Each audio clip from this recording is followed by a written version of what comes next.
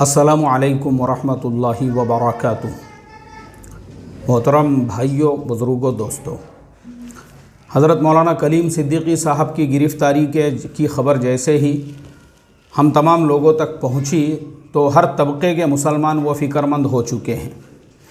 क्यों मौलाना कलीम सिद्दीकी साहब को ही निशाना बनाया गया, जबकि आपको ऐसे सैकड़ों मुसलमान मिल जाएंगे जो दूसरे कारोबारों के अंदर मुलव्विस है, जो गवर्नमेंट के एतबार से गैर कानूनी कैटेगरी में शुमार होते हैं।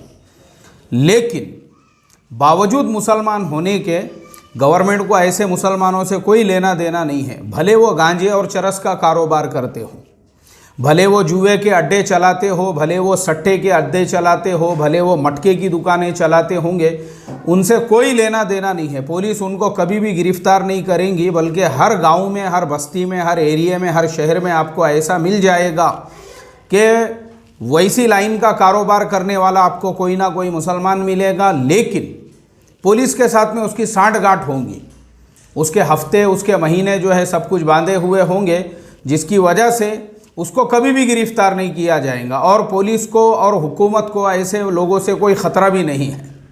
जो बातिल ताकतें हैं उनको ऐसे लोगों से कोई ख़तरा नहीं है। वो तो ये चाहेंगे कि अगर एक करने वाला है तो ऐसे और चार करने वाले पैदा हो जाए, उनको उससे कुछ प्रॉब्लम नहीं है। फिर बातिल को प्रॉब्लम किन से है, किस टाइप के मुसलमानों से उनको प्रॉब्लम है? उनको उन टाइप के मुसलमानों से प्रॉब्लम है जो मुसलमान दूसरे मुसलमानों के अंदर एनर्जी भरने वाले हैं। वो मुसलमान जिन मुसलमानों के अंदर अपने मुसलमान होने का एहसास है, वो मुसलमान जिनके अंदर सर उठाकर काम करने की ताकत है, कुव्वत है, वो मुसलमान जो किसी ना किसी लाइन का काम कर रहे हैं और लोग उनसे जुड़ते जा रहे हैं। बातिल को इससे तकलीफ है। शुरुआत करते हैं डॉक्टर जाकिर नाइक। क्यों डॉक्टर जाकिर नाइक को निशाना बनाया गया, क्यों डॉक्टर जाकिर नाइक को टारगेट बनाया गया? क्योंकि एक डॉक्टर जाकिर नाइक वो 1 लाख या उससे भी ज़्यादा मुसलमानों के बराबर थे, उससे भी ज़्यादा। 1 लाख और दूसरे जो डॉक्टर हैं वैसे डॉक्टरों से बढ़कर थे। 1 लाख जो दूसरे इंजीनियर हैं उनसे बढ़कर थे। 1 लाख जो अदर ऑथर्स है उनसे बढ़कर थे। और 1 लाख जो अदर स्पीकर्स है उनसे बढ़कर अगर कोई था वो थे डॉक्टर जाकिर नाइक। वो डॉक्टर जाकिर नाइक उनके एक एक प्रोग्राम के अंदर, एक एक फंक्शन के अंदर, एक एक मजलिस में, एक एक जलसे के अंदर 100-100, 150-150, 200-200 लोग इस्लाम और ईमान में दाखिल होते थे। वो डॉक्टर जाकिर नाइक बेंगलुरु के अंदर श्री श्री रविशंकर के साथ में जब उनका मुनाजरा हुआ तो श्री श्री रविशंकर को स्टेज छोड़ के भागना पड़ा।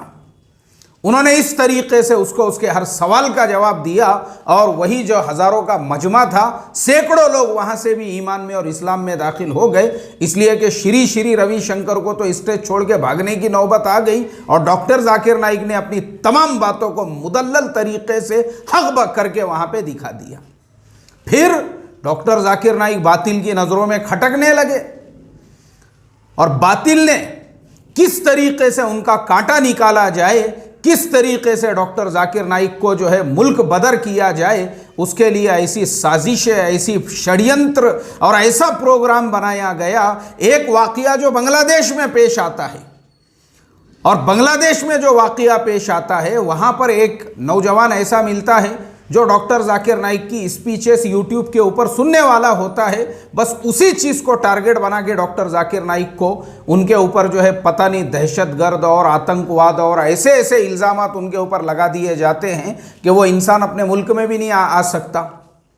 मुझे आप बताइए, अगर यूट्यूब पे देखकर कोई किसी का फ़ैन है तो अमिताभ बच्चन के फ़ैन आपको दुनिया के हर मुल्क में मिलेंगे, शाहरुख खान, सलमान खान के फ़ैन भी आपको हर मुल्क के अंदर मिलेंगे। क्या आप ऐसा करोगे कि कोई एक पाकिस्तान में लश्कर तैयबा का आतंकवादी है और वो ये कहे कि मैं अमिताभ बच्चन का फ़ैन हूँ, तो उसकी वजह से आप अमिताभ बच्चन को गिरफ्तार कर लोगे? मुझे आप बताइए, ये सवाल है मेरा। फिर दूसरी तरफ डॉक्टर जाकिर नाइक का इस तरीके से कांटा निकाला गया, उनको रास्ते से हटा दिया गया। और फिर जब ये देखा गया कि अब डॉक्टर जाकिर नाइक की ताकत तो ख़त्म हो चुकी है, उसके बाद में अब कौन सी ऐसी ताकत है जिस ताकत के ज़रिए से मुसलमानों के अंदर एक रूह, मुसलमानों के अंदर एक जान और मुसलमानों के अंदर एक एनर्जी है और एक मुसलमान उस ताकत से जुड़े हुए हैं, तो पता चला वो ताकत है मरकज़ निज़ामुद्दीन की, वो ताकत है हज़रत जी मौलाना साद साहब की। फिर मरकज़ निज़ामुद्दीन को टारगेट बनाया गया, मरकज़ निज़ामुद्दीन को निशाना बनाया गया। हज़रत जी मौलाना साद साहब के नाम से 3-3 महीने तक ये जो कुत्ते हैं मीडिया न्यूज़ चैनल्स पे भौंकने वाले, वो सुबह से लेकर शाम तक भौंका करते थे। रिजल्ट क्या आया सामने? रिजल्ट ये आया कि मुल्क की बदनामी पूरी दुनिया के अंदर हो गई। और मरकज़ निज़ामुद्दीन से सिर्फ भारत के अंदर लोग जुड़े हुए नहीं है, पूरी दुनिया जुड़ी हुई है। आज दुनिया की तारीख में कुछ मुल्कों के प्राइम मिनिस्टर और प्रेसिडेंट वो है जो मरकज़ निज़ामुद्दीन की मेहनत से जुड़े हुए हैं। तो इसलिए इतनी हिम्मत नहीं हुई कि मौलाना साद साहब को भी उठा के जेल की सलाखों के पीछे डाल दिया जाए, वरना हमारे मुल्क से कई देशों के कॉन्सुलेट और कई देशों की एम्बेसीज निकल जाती थी। एक बात याद रखो, मामूली मत समझो मरकज़ निज़ामुद्दीन की चार दीवारी को। लेकिन फिर भी जो मरकज़ निज़ामुद्दीन और तबलीगी जमात को जो है टॉर्चर करने के लिए, उसको कमज़ोर करने के लिए जो षड्यंत्र और जो साजिशें की गई, और उसके बाद जब देखा गया इतना सब करने के बाद में भी कुछ होने वाला नहीं है, ना तबलीग का ना मरकज़ निज़ामुद्दीन का, क्योंकि मरकज़ निज़ामुद्दीन में बैठने वाले ही वो लोग थे जिन्होंने इस देश के आज़ादी के लिए अपनी जानों को कुर्बान कर दिया। मरकज़ निज़ामुद्दीन से जुड़े हुए ही वो लोग थे हज़रत मौलाना हिफ्ज़ुर रहमान साहब सेवहारवी रहमतुल्लाह अलैह, हज़रत मौलाना हुसैन अहमद मदनी रहमतुल्लाह अलैह, हज़रत शेखुल हिंद रहमतुल्लाह अलैह। ये सब लोग मरकज़ निज़ामुद्दीन के ही लोग थे जिनको मुल्क की आज़ादी से ही बाज़ाब्ता जो है मुल्क की जो पार्लियामेंट है उसकी परमानेंटली मेंबरशिप मिले हुई थी, वो भी ताहयात आखिरी सांस तक। इलेक्शन लड़ने की ज़रूरत नहीं उनको। क्यों? उनके नाम पे डाक टिकट जारी किए गए, वो सब मरकज़ निज़ामुद्दीन में ही बैठने वाले लोग थे। इसलिए मरकज़ निज़ामुद्दीन को परमानेंटली, अभी जो कोर्ट में भी केस चल रहा है उस पर मैं अलग से मुझे टाइम नहीं है, नहीं तो मैं उस पर अलग से आप लोगों को समझाने वाला हूँ वो पूरा केस क्या है। मरकज़ के दरवाजे कोई बंद नहीं कर सकता, खाली इतना याद रखो। और तीसरे नंबर पे उमर गौतम साहब, विश्वनाथ प्रताप सिंह जो एक ज़माने में भारत के प्राइम मिनिस्टर हुआ करते थे, उनके भतीजे जिन्होंने एमटेक किया हुआ है एग्रीकल्चर के अंदर, और वैसा इंसान ईमान में इस्लाम में दाखिल होता है राजपूत ब्राह्मण घराने से, और उसके बाद हज़ारों लोग उसके हाथ पे जब ईमान कबूल करने लगते हैं तो बातिल के जो ऐवान है उसमें घबराहट शुरू हो जाती है, आग लग जाती है, ऐसी पूरी बेचैनी पैदा हो जाती है। और जो नरसिम्हा आनंद के जैसे लोग हैं, मैं आपको बता दूं, ये पूरा जो षड्यंत्र और ये जो पूरी साजिशें हैं, इनके पीछे नरसिम्हा आनंद के जैसे लोग, जिनकी टपरियां, जिनकी दुकानें उनको नजर आ चुका है कि आने वाले कुछ सालों के अंदर वो बंद होने वाली है, इससे पहले ऐसे लोगों को टारगेट और निशाना बनाया जाए, इसके लिए उसके बाद उमर गौतम साहब को लिया गया रडार के ऊपर। और रडार पे लेने के बाद उनके पीछे जो अभी मुकदमात वगैरह चल रहे हैं, और उसके बाद में अब यूपी में इलेक्शन आने वाले हैं, और यूपी में इलेक्शन से पहले ये ख़ास तौर पे टारगेट बनाया जा रहा है कि देवबंद शहर के अंदर एटीएस का सेंटर खोला जाएगा। क्यों भाई देवबंद के अंदर खोला जाएगा? ठीक है, तुम देवबंद में खोलो, तुम कहीं पे भी खोलो, मुसलमानों को उससे कोई तकलीफ नहीं है, लेकिन ख़ास तौर पे देवबंद को निशाना बना के और टारगेट बना के इसलिए हाईलाइट किया गया ताकि यूपी के सारे लोगों को ये मैसेज और पैगाम दिया जाए कि अगर हम यूपी में रहेंगे तो हम इस तरह से मुसलमानों को दबा कर रखेंगे, कैप्चर करके रखेंगे, और देवबंद के अंदर भी एटीएस सेंटर खोलने की हमारी हिम्मत और हमारी ताकत है। और दारुल उलूम देवबंद आंखों में खटकने वाला इसलिए कि मालूम है तबलीगी मरकज़ और उसके बाद दारुल उलूम देवबंद, ये वो चीज़ें हैं, ये वो जगहें हैं जहाँ से पूरे मुल्क के क्या पूरी दुनिया के मुसलमान जुड़े हुए हैं। और चौथे नंबर पे अब नंबर आता है मौलाना कलीम सिद्दीकी साहब का। क्यों टारगेट बनाया गया मौलाना कलीम सिद्दीकी साहब को? क्योंकि लोग चल चल के उनके पास आ रहे थे, हमको ईमान में दाखिल करो, हमको मुसलमान करो।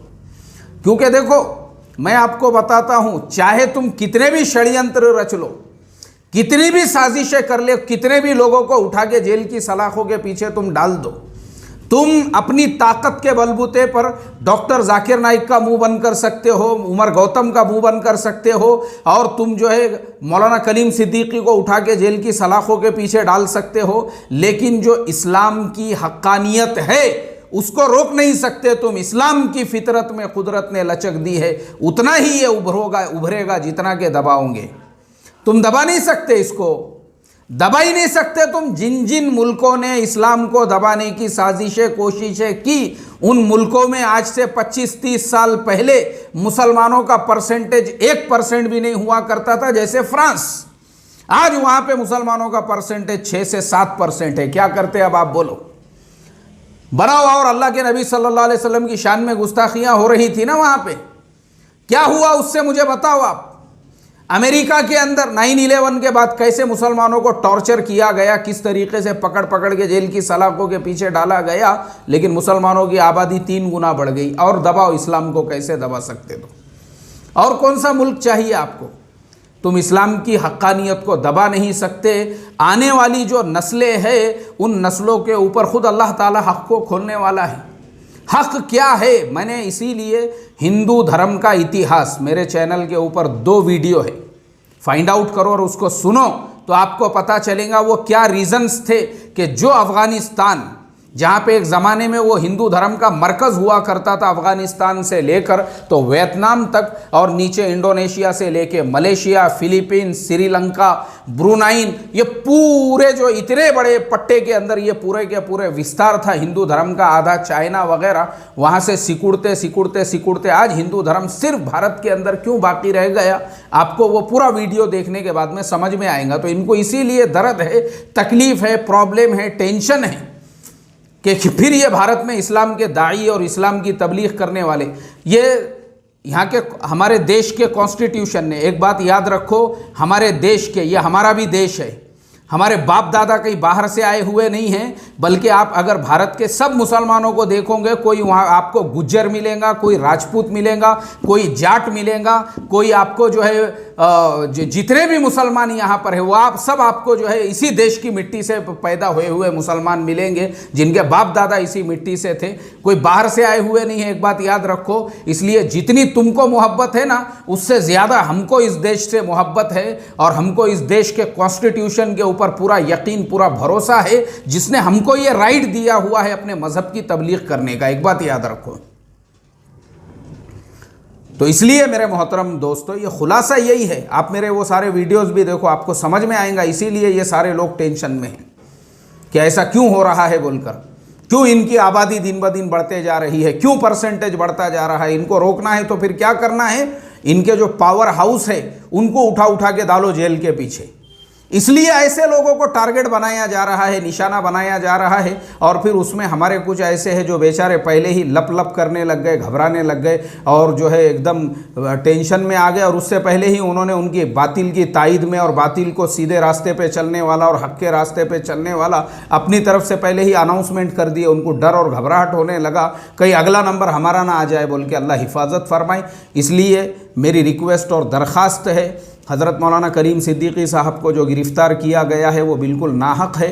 जब तक हम कोशिश कर सकते हैं, हम पूरा एड़ी चोटी का ज़ोर लगा के इस चीज़ की कोशिश करेंगे, दुआएं करेंगे कि अल्लाह तबारक व ताला उनको जल्द से जल्द और सहूलत के साथ में रिहाई अता फ़रमाएँ। और उसके लिए हमारी जो कोशिश रहेंगी, ज़रूरत पड़ी हम मुल्क के प्राइम मिनिस्टर साहब से मिलेंगे, गृह मंत्री साहब से मिलेंगे, और जो मुल्क के सदर से मिलेंगे, और जितनी भी हमसे कोशिश हो सकती है हम पूरी कोशिश करेंगे। इस मसले को हाई कोर्ट और सुप्रीम कोर्ट तक लेकर जाएंगे कि क्यों ऐसा हो रहा है। जब देश के कॉन्स्टिट्यूशन ने अपने मज़हब के तबलीग की इजाज़त दी है तो क्यों टारगेट और निशाना बनाया जा रहा है सिर्फ़ और सिर्फ मुस्लिम मजहबी रहनुमाओं को, वो भी इलेक्शन से पहले। अल्लाह हिफाजत फरमाए। अस्सलामु अलैकुम वरहमतुल्लाहि वबरकातुहू।